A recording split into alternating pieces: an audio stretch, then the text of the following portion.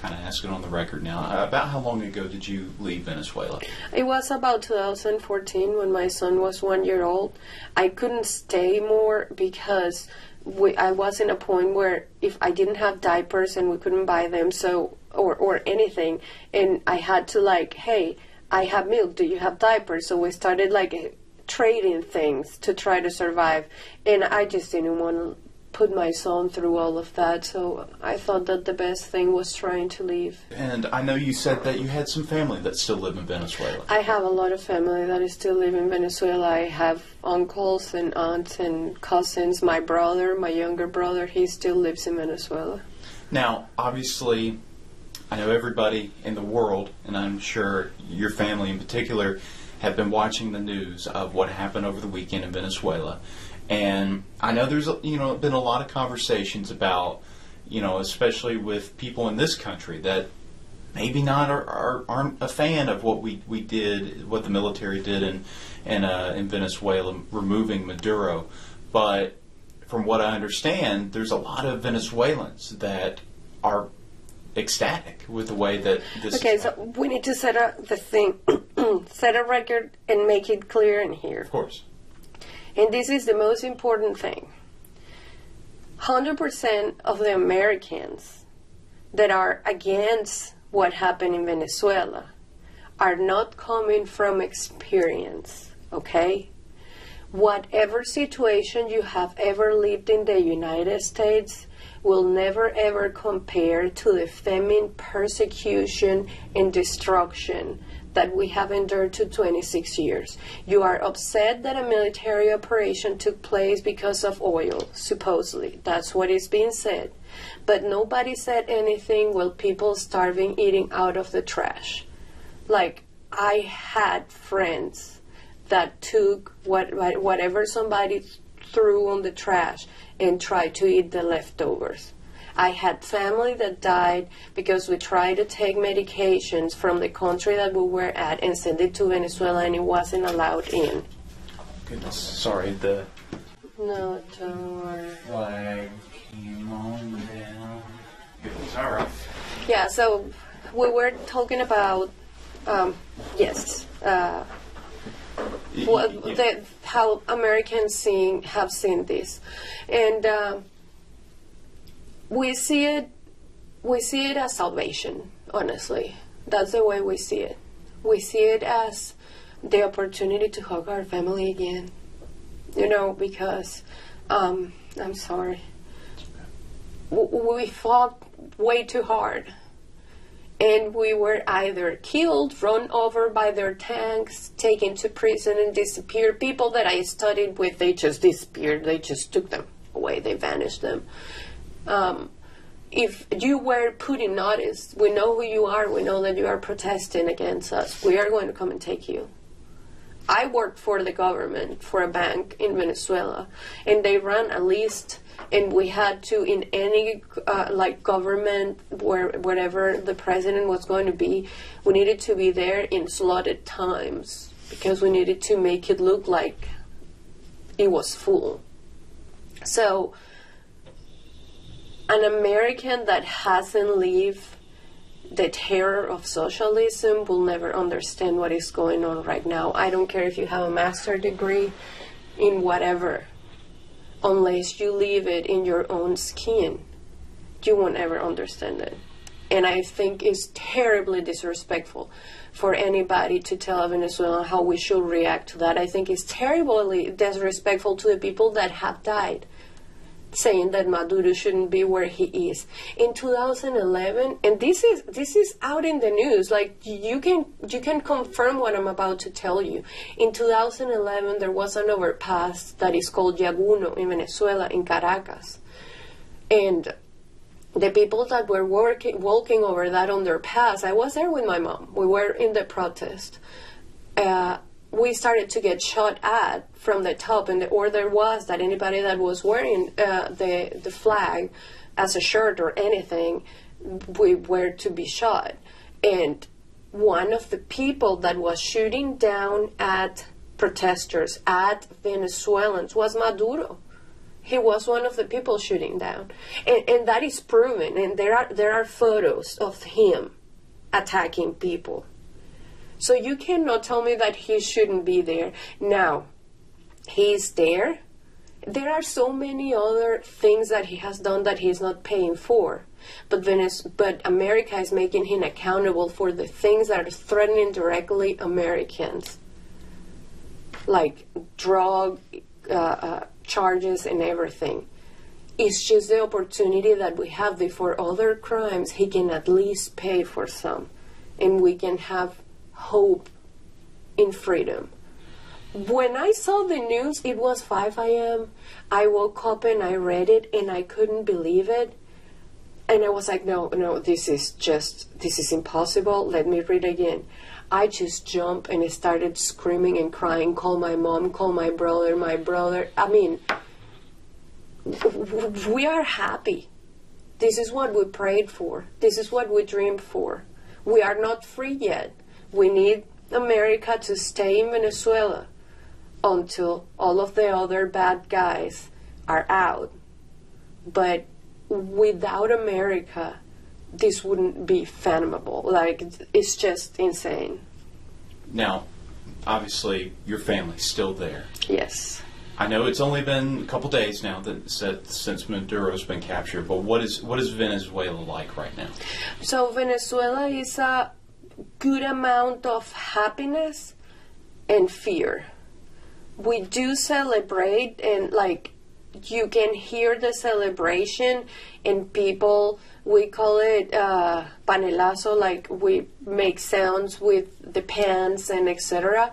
But at the same time, they are still in power, even though Maduro is out. Delcy Rodriguez is as bad as he is.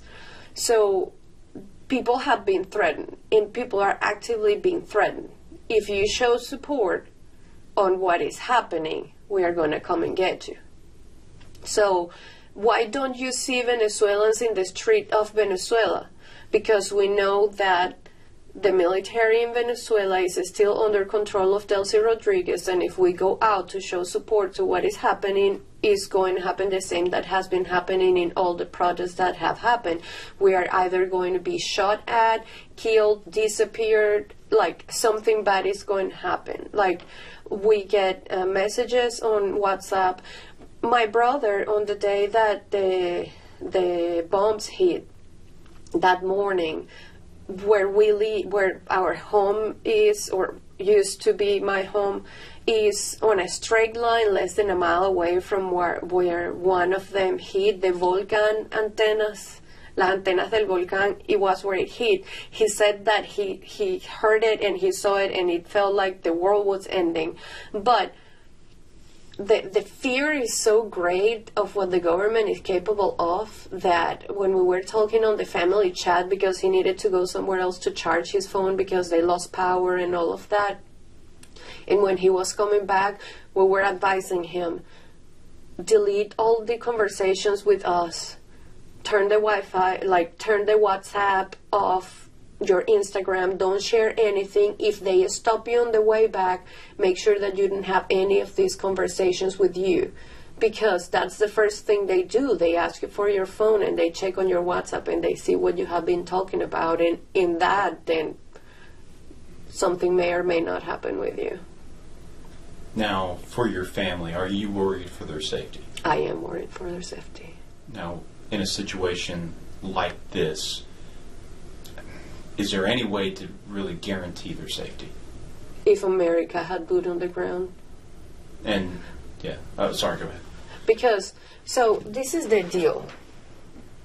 I think that America is being smart about the way they are doing things. But to us, although it's great, we are like, just don't hold back. Just send it all. Because it's like, you just step on the head of the snake and you have it step down. If you move your foot away from the head of the snake, it's going to come out mad biting all of us. So the danger is still present and fear is still there, but we have something that we haven't had in decades, and that is hope. Because our hope is that they are not going to come and remove him and then go away like, oh no, yeah, it's fine, we just take him because of what he did. No, our hope is like, if you go away, they will still traffic drugs. They will still do all the things they are doing. So we are hoping for change because of the presence of the United States. Now, we need to set the record straight. Venezuela had her golden years in the 70s and the 80s. Venezuela's oil industry was run by United States, by American companies, by Americans. Americans built schools, Americans built infrastructures and roads and everything. My grandfather worked alongside them. Like, this is not like, oh, America wants the oil of Venezuela. I mean, of course, Russia, Iran, like, all of them also want the oil, but the difference is what is being used for. When Venezuela was in its prime, it was the United States. We have words in our language that are an adaptation of Americans. Like, watchman is the guy that stand watch. We call it watchman. But it's because we were so close with the Americans in the 70s that were all the companies in the western part of Venezuela that were running the oil industry and its peak of the best that we became like one. And then what happened? In the late 80s, Carlos Andrés Pérez, that was the president before Chavez, then he decided to nationalize it. And that's when some of the companies started to leave the country. After that, after a few years of Chavez in power, then he decided to 100% nationalize it, but he didn't do it in the way that should be done by repaying the investments or setting the record straight with the companies and sending them out. He expropriated the companies and became Petróleos de Venezuela. What happened? Total chaos, because not a single Venezuelan was prepared to work with the oil companies that they were left with. They didn't know how to work with their refineries. They didn't know how to work with the companies themselves. And that's how we came from being the biggest country in oil to literally produce less than 18%. We produce less than Colombia. It's just insane. We can't even refine our heavy oil. That's why Iran has to help us. It's just insane. It's a lot that goes on. So when somebody says, oh, America just wants the oil, take it. We just want food. Take the oil. If Russia and Iran and all of those countries are taking it already, Cuba, please, America, take it. Welcome, Americans, please. We just want to be able to have a life so we can pay for it. So we can live, so we can eat. People say, oh, it's going to be the 52nd or whatever state. Heck yeah, I'll dance the YMCA. But because my family will have food on their plates, because I will be able to go and hug my brother. I haven't seen my brother in so many years. We are considered traitors because we left our country. Our passport means nothing. If you go back to Venezuela, you just go to jail because you're a traitor. Like, look what the vice president has said, Diosdado. If we get with that passport in Venezuela and we come from places like this, or we have ever said anything against the government, we're just going to be thrown in jail. The real reality is different. The real reality is different. Those Americans, free Maduro, that's not real reality. That's them living in their little fairy tale story that are going to have a rude awakening. That's the truth. I talked to my brother this morning that lives in Venezuela, and I asked him those words. I said, I'm having the opportunity to talk to somebody about the situation in Venezuela. If you had the opportunity to talk, what do you want me to say? And he said, I want them to know the truth. In here, we don't have a future. When we work, We don't work for a home. We don't work for a car. We don't work for future plans. I would love to have children, and I can't. Not because I physically can't, but because we cannot afford it. We work for survival, and sometimes that doesn't even happen. So the real reality is, as long as America continues on help, there may be a future. I may be able to go and see my brother again. Hey, it's so strong. I have constant nightmares that I am ripped away from my husband and I'm sent back at Venezuela, and I'm terrified of what they are going to do with me. And those are nightmares because I love my country, but how can I live in it? How can I survive in it? There is not even the chance for survival. I had to leave my country. I had to cross the border with a 1-year-old to Brazil. I had to hide my son in a car because the military police wanted to take us. Because we were trying to leave the country, they wanted to force us to stay. I left my country with just the clothes I was wearing and a little bit of diapers and milk that I had left. Don't you dare telling me that this is not a reason for celebration. When I first come into the United States, I cried and had to turn around to my husband and ask him to please help me to open the shower because I didn't even know how to open the shower. When I walked into Walmart and I saw so many options to eat, I couldn't believe myself. Our reality is different. We want to live. And you guys have everything in this country, more than you could ever imagine. And I just wish that you could love it a little bit more and respect it a little bit more. Because if I had to give my life for America, I would. Because my family, I can have dreams and hopes and plans of a future, dreaming of a home, of a car, and all these silly things. Because of the United States. And whatever they do, they can destroy our body, they can destroy our history, they can destroy everything that they have done. They destroyed the Bolivar, they took 5 zeros from our, they can destroy anything, but what is in here? What is in here? The things that we live through, that we survive through. They will never take it away from us. And there will be a day that as a family I'm going to go and hug them all again. And we're going to say that we make it. And that's because real men in uniform went and took that man away. And that is the truth.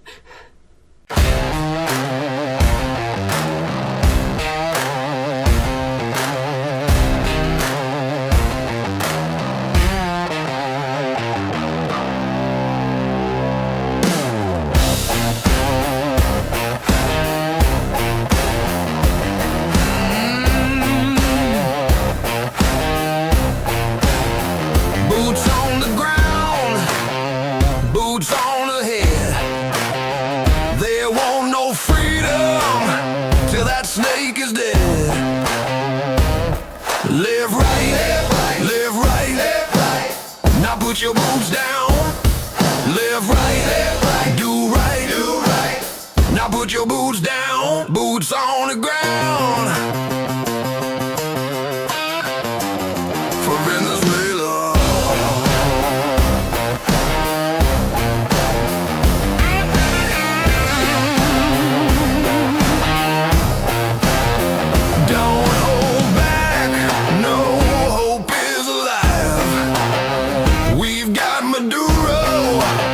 All the people cried, hope for Venezuela. Live right, live right, live right, live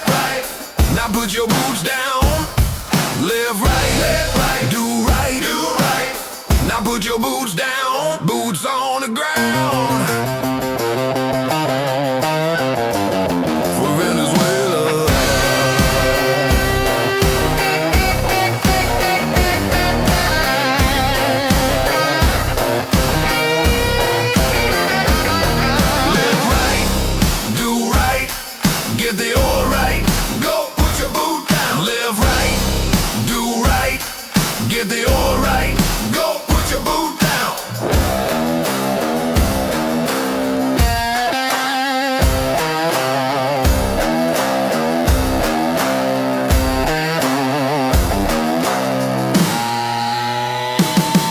Live right, live right, live right. Now put your boots down. Live right, do right, do right. Now put your boots down, boots on the ground.